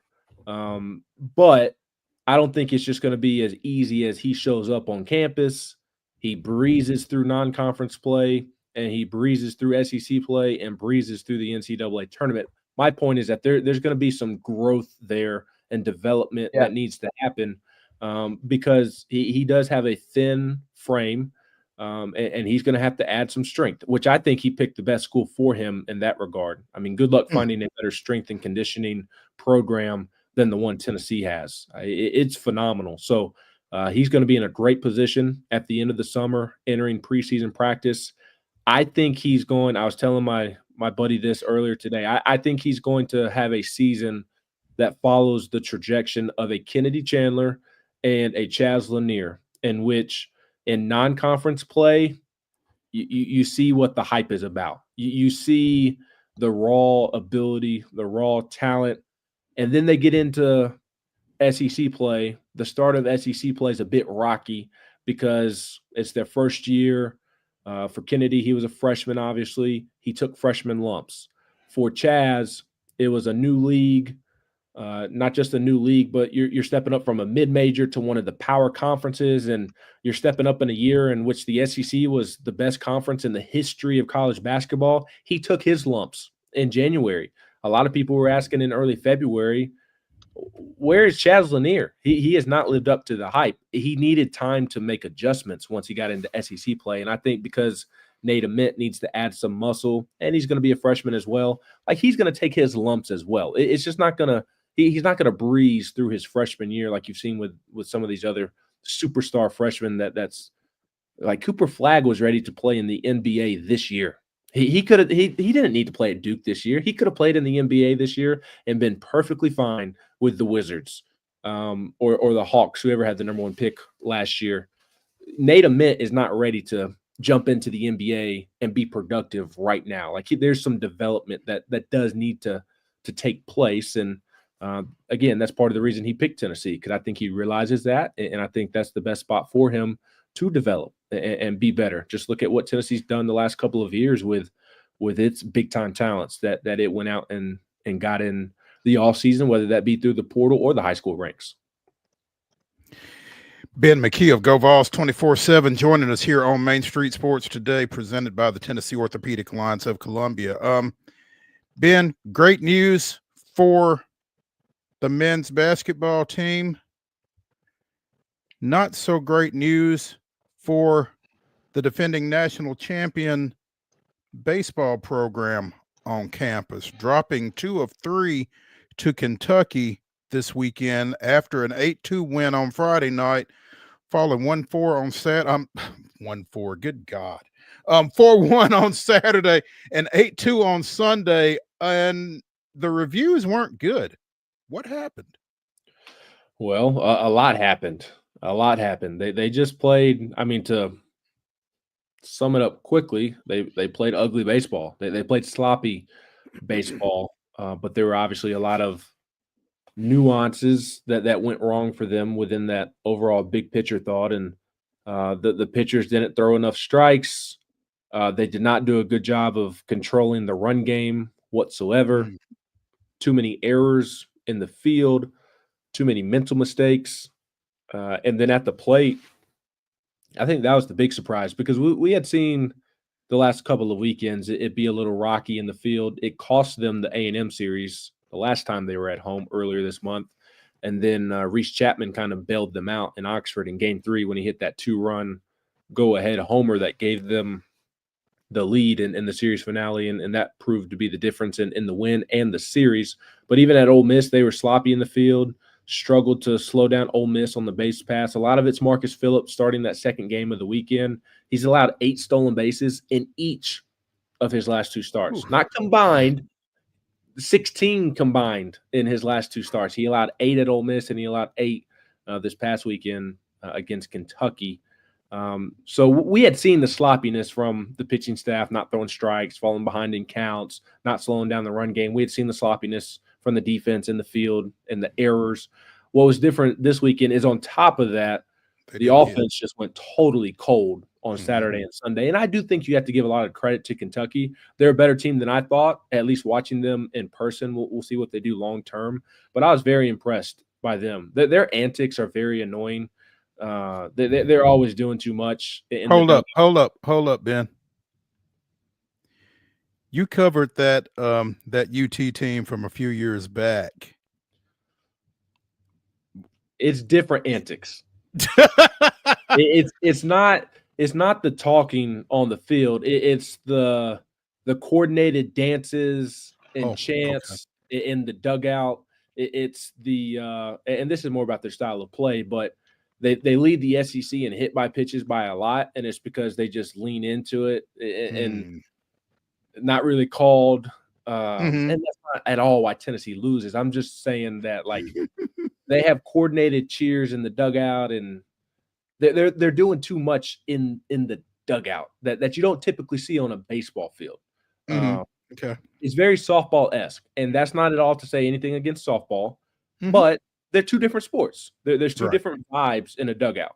You look, my sister played softball. I have no issue with softball chants and everything like that. I love how passionate they are about the game. But it's a different sport. It's a different feel in the dugout. And what you see on a softball field, you don't typically see on a baseball field. And that's what you see with Kentucky baseball. And that's why they typically get into it with the other team that they're playing each and every weekend, because they rub people the wrong way in that regard. And when they're running around the bases like a merry-go-round and they're playing well and they're pitching well, it annoys the other team. And I think did not handle that very well this weekend. And you've seen Kentucky get into it with A&M a couple of weeks ago with the curfew rule. I don't think Kentucky did anything really wrong in that situation and trying to stall to make sure another inning didn't start. I think they were taking advantage of the rule, which I think every coach in the conference would have done. But it's just little things like that Kentucky does that don't really pertain to the actual game. And it's not the bat flips or the emotions walking off the mound. I'm not referencing any of that. It's just kind of all the extra stuff they do in the dugout that annoys every other team in the league. Like Tennessee is not the only team that's been annoyed by it. It's every team that they encounter. Go back to Auburn earlier this year, A&M, as I mentioned, and there's others as well, to where they just irritate everybody. And so like for that reason, the point that I was getting to is I was very impressed by that Kentucky baseball team, but people get caught up in not wanting to give them their credit because of things that they do. And like their Nick McKay guy on Saturday, their game 2 starter, and then Ben Cleaver, their game 3 starter, were as good of a pair of starters as I've seen this season. And so like I think they put a lot of pressure on Tennessee, and Tennessee's offense struggled, and I think they had a lot to do with that. But if you're Tennessee, you're obviously going to look in the mirror and see what you can correct, and instead of trying to point to what they were doing and what they were not doing. So they just played sloppy baseball. And on top of it, I don't think that they had a great vibe throughout the weekend. You had the young man, Tanner Wiggins, take a foul ball straight off the mouth and had to go into surgery later that night to repair a fracture. And he lost some teeth that they weren't able to save. So he's going to have to get some implants at some point. So I think little things like that just all added up, and the vibe was off, and they didn't do a great job of battling through adversity and playing with that grit that we've come to know under Tony Vitello. So there were a lot of things that went wrong for Tennessee this weekend. By the way, that's former Independence standout, Independence graduate, Ben Cleaver. That was that Sunday starter for Kentucky. But, to your point, Ben, struggled the last 3 conference weekends, dropping 2 of those series, again, both at home, Texas A&M and Kentucky this weekend, and getting by the skin of their teeth at Ole Miss. Are there concerns heading into the box this weekend? Yeah, how could you not be, quite frankly? This sloppiness just in every facet of the game it's not winning baseball. And you go into that type of environment and you commit those errors and just continue to make the same mistakes that you've been making, and that environment will eat you up. And they have the talent to really make you pay for those mistakes. Tennessee is more talented than Kentucky. And even though there's a talent discrepancy there, just look at the record this season. I think Kentucky's better than their record says, as I was alluding to a moment ago. But even with that being said, like, Tennessee at its best is not losing to Kentucky at its best. And that's not necessarily the case for LSU. LSU at its best could absolutely beat Tennessee at its best. And so if you get the best version of LSU and you show up and you play this sloppy brand of baseball that you've been playing the last couple of weeks, you're going to get run out of the stadium. It's not championship level baseball, which is what the standard has now become under Tony Vitello. And I think that they realize that. So there's absolutely reason to be concerned this weekend. Now, the funny part is they've played much better away from Lindsey Nelson Stadium than they have inside of Lindsey Nelson Stadium. And, of course, with the way sports works, they were awful this past weekend. They'll go in there some way, somehow. I don't know why. I don't know how. They'll turn around and they'll somehow win 2 games this weekend in Baton Rouge and win the series, just because that's how sports works, right? So, yes, there's reason to be concerned, but I would also be surprised if they're not more sharp mentally and more prepared mentally to handle this weekend. And I think, obviously, if you're checking those boxes, which they did not check against Kentucky, then I think that'll set them up to play better baseball, play the actual sport better. Yeah, and Ben, I am curious, because if you don't get it necessarily right this weekend versus LSU, kind of a wild. I mean, every weekend is obviously tough in this league, but you close with Auburn, who's kind of creeping on here, and then you got Vanderbilt and Arkansas. I'm kind of just wondering when, if not after this weekend, when do you start to really kind of scratch your head and have those panicky moments? Or is Tennessee a team that, based on its talent alone, just survive whatever the regular season is, and then you turn in your best baseball toward postseason? I'm kind of just curious how that plays out, considering their last 4 series are pretty difficult. Yeah, I don't know that you ever actually panic with this program, because you understand how much talent is inside the walls of the program.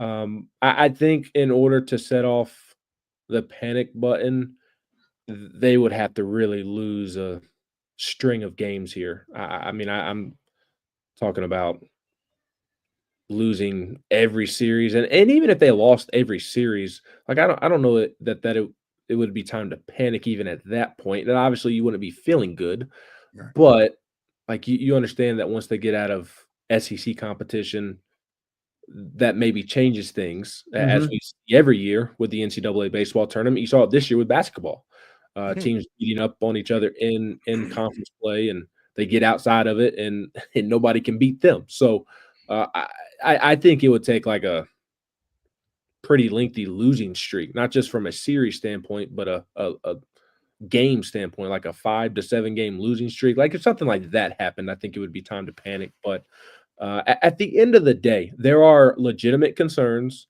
but they're 33-7 and they're 12-6 in SEC play. So I think, yes, there's things that need to be corrected, but I don't have any huge red flags in terms of long-term concerns. That they need to shore up the defense. I think they need to settle in on a more consistent lineup to help the defense become more comfortable because they know who is out there and those individual players feel good about being out there. Mhm. They need to figure out the bullpen. Some arms really need to get going. I'm not too concerned with the offense.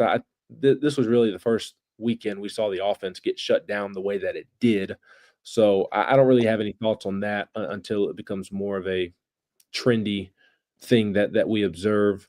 The starting pitching with Marcus Phillips and Tegan Coons hasn't been what it needs to be. It hasn't been. I don't think it's been as bad as social media makes it out to be in terms of you got to change the game 2 starter, you got to change the game 3 starter.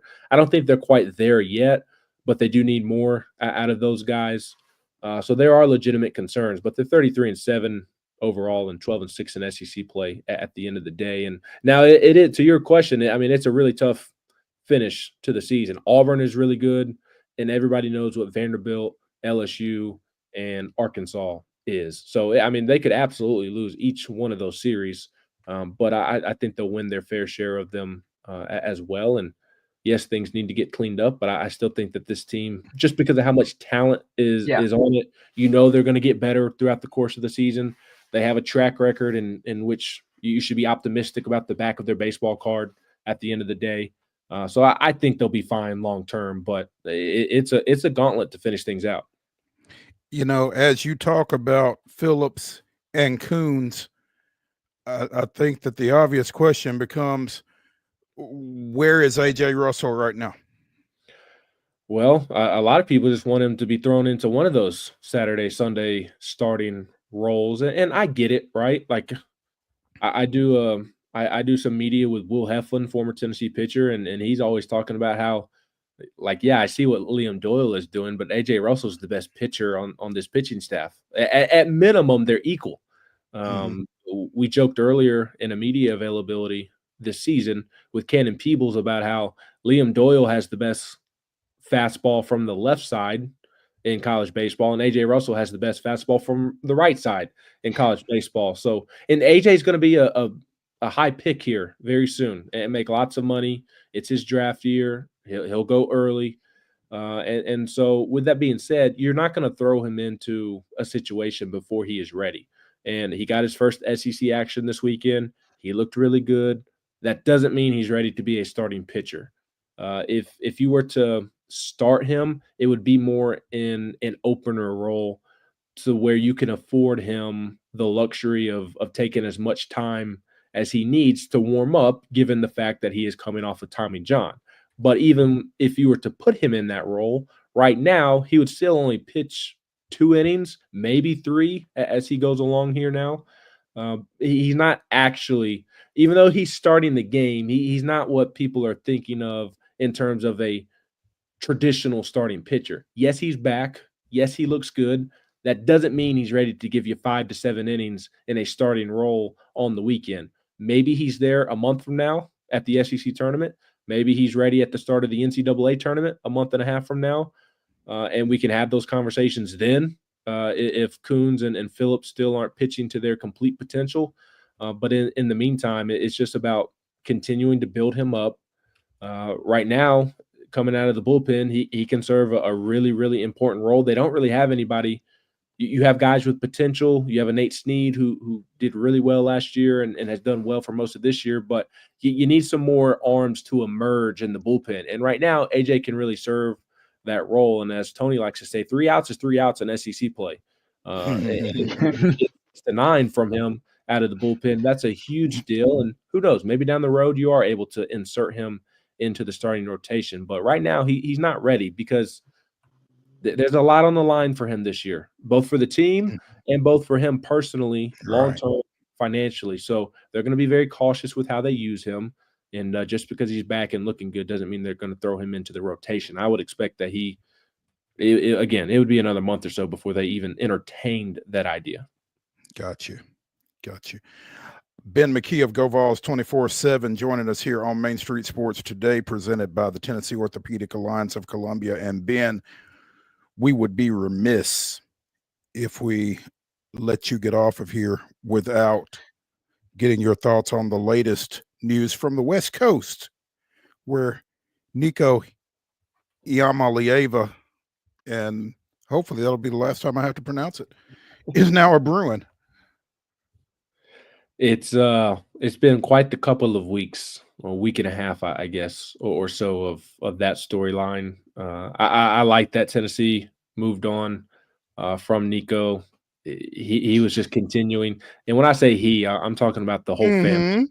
He's the face of it, but his dad. Well, I mean, he's the player, right?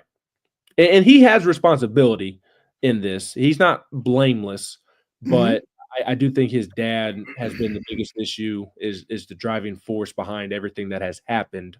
But it was just every always coming back for more. From the moment they committed, nothing was ever enough. And I think Tennessee would have been more than happy to pay him if the production on the field was worth it, but the production on the field has not been worth it. So I thought Tennessee did the right job to move on from him and turn to Jake Merklinger, George McIntyre. I think they're going to add somebody from the portal, obviously. But it was best for Tennessee to split, because when you skip practice and you're just continuing to ask for more and more, and you're skipping, things that you were committed to, in part to what was helping you get paid, when you're not fulfilling your responsibilities on that end, and you feel you're above that. And like, I still think Nico's a good quarterback. I think he has the chance to still be really good. I think he has a ton of potential. But at the end of the day, for all the demands that they were making, the production on the field was not matching those demands. And on top of it, it was just a constant headache from the moment they committed. So I thought Josh Heupel made the right move. Now that obviously still puts Tennessee in a really tough spot here, middle of April, instead of this happening in the middle of January. But you couldn't go back to that, because he had lost the locker room when he skipped practice that Friday. The locker room was very upset, very angry. That there was no coming back from that when he made that decision to skip practice. And I can't believe he skipped practice for many reasons. A, if you're coming back, now you have lost the locker room, as I said. You dug yourself a grave there. And then that also played a role in why it took him couple more days to land at UCLA than it would have taken him to land at a different school had he not made that move.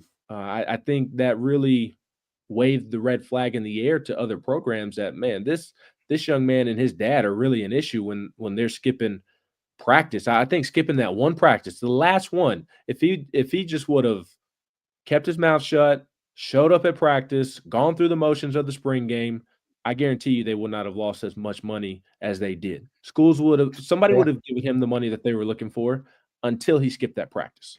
Right. Ben McKee of GoVols 24/7. Always enjoy your insight and across the board, and look forward to catching up with you again here real soon, man. Thank you. Absolutely. Hope y'all had a happy Easter and have a happy week. Thank you. See you, Ben. We are going to forego our final break and get straight into the Monday Mirror. The Cats went out west and were highly successful, knocking off Washington, which I didn't even realize they had a team in the Arena League, but 66-20, excuse me. The 68-20. I can't read either. The Washington Wolfpack falling to the Cats in that one. Second straight win for the Cats over a 3-week period, because they were open last week. But Tyler Kolka, who at one time was the only quarterback on the Cats roster, getting that start and leading them again to that 68-point performance there. So a big outing for the Cats on the road. Coca throws for 5 touchdowns. And again, they've evened their mark at 2-2 on the season now. They go back to Southwest Kansas, according to the website. This would be the second trip out to Dodge City this season. They opened the year out there. Not sure what kind of scheduling they're doing in AF1, but again, I've heard of home and home, but this really is home and home for Southwest Kansas, I guess, because they were home and they're gonna be home again. So yeah, not your traditional scheduling, but hey, it's Arena League. You're just lucky you show up and the team is there to play you more often than not, right? Yeah, and I guess there's no such thing as traditional when it comes to AF1. A little bit more traditional, the Sounds finished off, we talked about it in the rundown, finished off their series over at Charlotte with a 14-11 victory yesterday. They took 5 of 6 in that series. They open a 6-game series at First Horizon Park tomorrow night against Durham. But Daz Cameron, we talked about him a couple of weeks ago. Milwaukee picked him up in a trade with the Orioles and assigned him to Nashville, following in the footsteps of his dad, former major leaguer Mike Cameron, who also spent some time with the Sounds. Well, Daz was named International League Player of the Week earlier today. Went 10 for 23 in that Charlotte series. 6 of those 10 hits were for extra bases, drove in 12 runs. Yeah. Second in the league in extra base hits last week with those 6. Homered both in Saturday's win and in Sunday's win. I think everybody homered during this week. I think they hit 7 home runs in the game on Saturday. So, yeah, they have found the bats. I'm not sure if they're torpedoes or not, but drove in 4 runs in each of the last 2 games, hit a grand slam Saturday. So, yeah, Daz Cameron is on a tear. He is the second Sounds player in as many weeks to earn IL Player of the Week honors after Ernesto Martinez Jr. did so a week ago. And Jacob Mizorowski was named Pitcher of the Week to open the year. So the Sounds garnering some attention from the IL brass. Congratulations to them. Yeah, job well done. Getting a little extra pub after already a great week for the team, and a little individual accolades to go with that. Yeah, that's always fun. And even at the minor league level, when you're trying to make your way up to that next level, every little bit helps. So a little Player of the Week distinction certainly doesn't hurt. We talked about the Cats going out west. We had also talked about NSC going out west. Things didn't go as well for them, dropping that 3-0 decision to the Seattle Sounders in MLS action over the weekend. Yeah, tough go of it for the guys, and can't trust them all the way just yet. Yes, they've shown some signs that look like they might be on the right path, but playing in a hostile environment, long road trip. That used to be a conference game, which is crazy to think about. They used to have to go out there in Vancouver and all those places. So a long road trip, don't get anything to show for it. Back to the drawing board for NSC. Maybe they were doing some Pacific Coast League scheduling there, putting them in the Western Conference with those teams out there. It was crazy. They would have to go there. They'd have to go to Minnesota, Vancouver, though. Just woof. Glad they don't do that. By the way, shout out John Cena, 17-time. I know you were watching last night, Mo. WWE World Champion. He's the record holder. That's amazing. That's going to do it for the Monday Mirror edition of Main Street Sports Today, presented by the Tennessee Orthopedic Alliance of Columbia. Join us at 2:00 tomorrow. We'll see y'all then.